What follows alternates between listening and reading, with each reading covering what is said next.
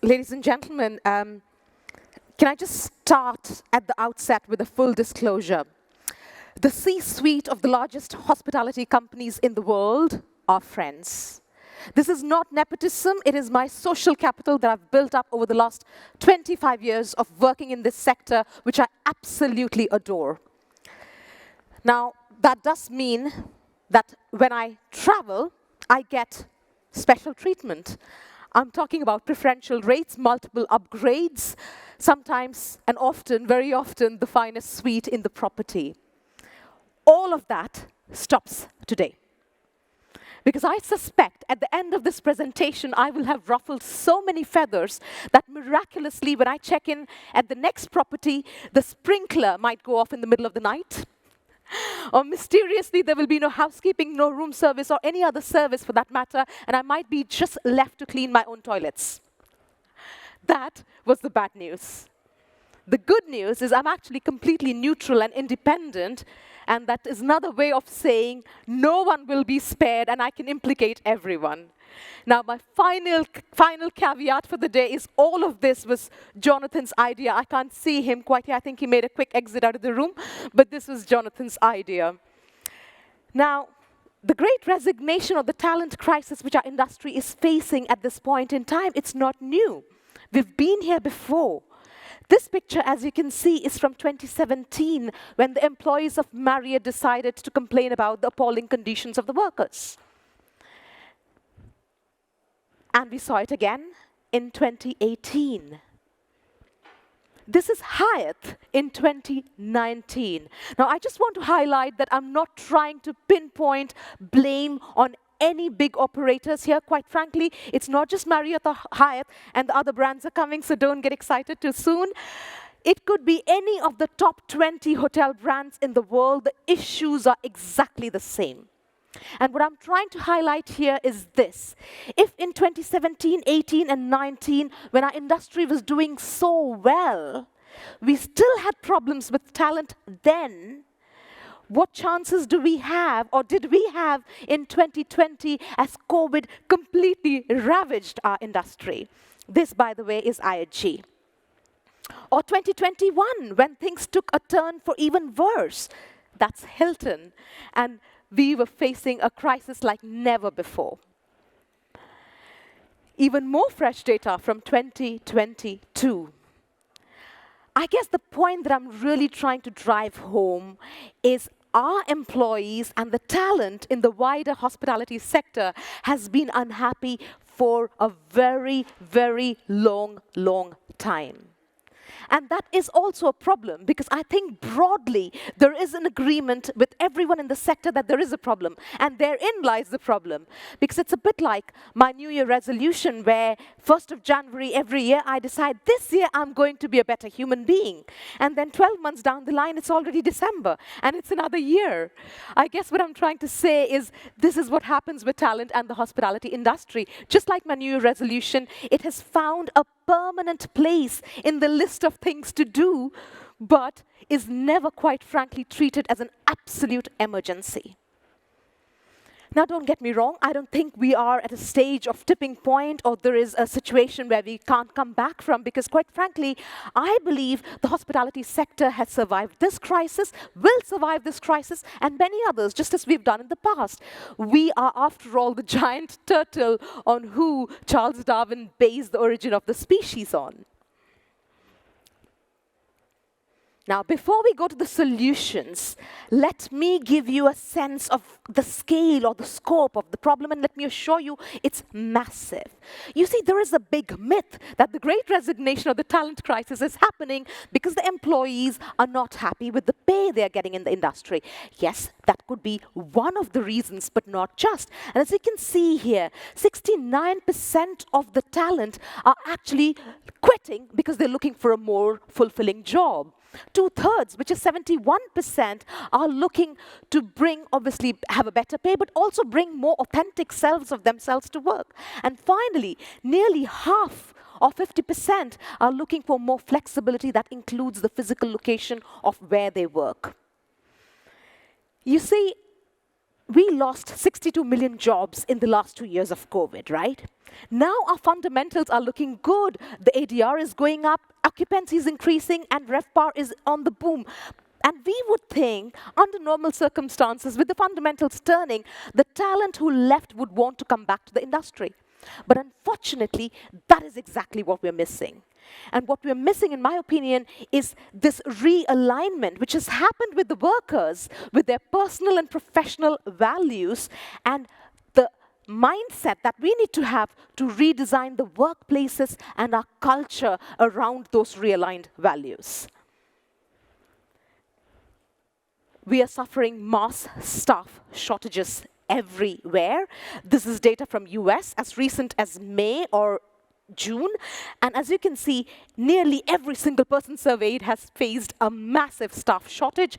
And about 50% of them are talking about staff shortage, which is severe, which is to the extent where the general manager has to wear rubber gloves, roll up his sleeves, and clean the toilets because there is no housekeeping staff. And to be perfectly fair, it's not just the hotels, it's the airlines, it's the airports, it's the tour operators, it's the entire value chain, and it's also us. We suffer a summer of discontent, right? I'm talking as guests, as consumers, as end users, and as customers. So it's across the entire value chain of all things travel, tourism, and hospitality. Now, on a serious note, we could just say, oh, we are totally screwed as a sector, it's time to go home now. But really, I know as business leaders you care. I know as business leaders you're anxious. And I completely understand that you're coming from a right place. But think about this. As business leaders, if you're anxious, think about the people who are not in the room at this point in time. How might they be feeling? The ones who are having to quit a job, the ones who are going to be fired, the ones who want to work in the sector, but it's not supported by the overall infrastructure or the systems. Think about them. And I think this is why we need to talk no more about the reasons as to why we're having a talent crisis, but more about the concrete actions that we're going to see on the ground to fix those problems. The problem with our industry, you see, is we look like this perfectly roasted chicken from the outside. But the question is, what does it mean from a back of the house perspective, right? And I can tell you, the stuffing on the chicken is sometimes not the most exciting part of the chicken. And therein lies the problem. And we've been vilified by the media for it. There have been pictures of employees who are completely burnt out, shattered, that have gone completely viral. There have been pictures of accommodation which is beyond shoddy and what they call zero-star accommodation for 5-star hotels, which are really plush and beautiful, being built adjacent for the guests. So it's this disconnect that we're talking about, 0-star and 5-star, which I think has really resulted in an erosion of the aspirational quotient of our sector. Now, if all of that was not bad news enough, what we're also seeing is 95% of the talent that's coming out from the hotel schools are not keen on joining the sector once they graduate. Now, I am a graduate of École Hôtelière de Lausanne, which is probably one of the oldest business schools in the world for hospitality. And after 128 years, EHL has decided to rebrand itself as EHL Business School. And guess why? Because 60 to 65% of graduates who come out of EHL do not want to join the hospitality sector. And it's no different for a Cornell or any other top hospitality school anywhere in the world. And this is data from Summit Education, who, as you know, are owners of La Roche, Guyon, Cesar Ritz, and Alain Ducasse Institute. And as you can see, they expect in the next 3 years, we are going to face another shortage of up to 12 to 15 million staff. Now, don't get me wrong. It's not that we as hoteliers, as the industry, haven't tried. I think in the last 2 years, I've really seen hotel companies go above and beyond. I'm talking wage increase. I'm talking tons of benefits. I'm talking joining bonuses. But the fact is, it's still not resulted in action on the ground. And it's not still resulted in the shortages being filled because a lot of positions are still unfulfilled. Now, what does that mean in terms of the scenarios, what are the options we have? Look, we always have options. Option number one, business as usual. Don't do anything. The talent crisis will worsen. We will have a genuine problem. We will be dependent completely on migrants, refugees, and exploited talent. And that would mean the service would suffer, but the prices would be kept low. And the once happy sector will stand for exploitation of labor. It is an option. It is a real option. The second option is we lean heavily into tech to the rescue. That would mean, yes, we would lose millions of jobs. The real talent in the sector will remain in the tech space, not in the hospitality space. And as a sector, we will miss the human touch and the social interactions. Option number two.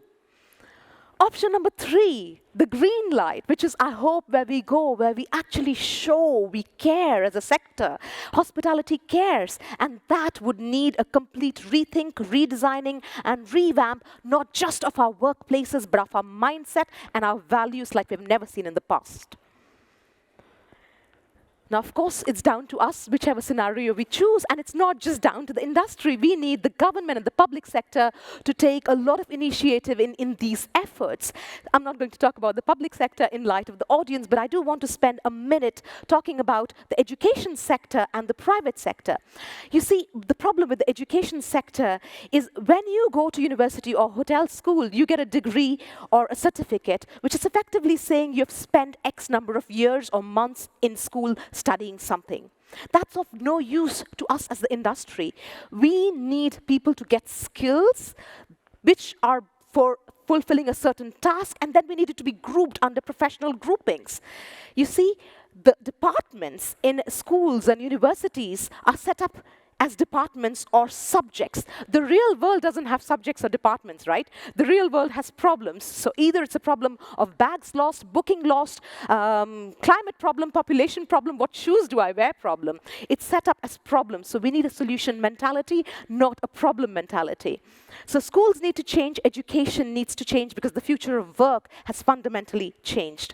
Now, from an industry perspective, we need to really have an Uber for talent. Me Inc. and crowd working is real. That's how 60% of Americans are currently working as we speak.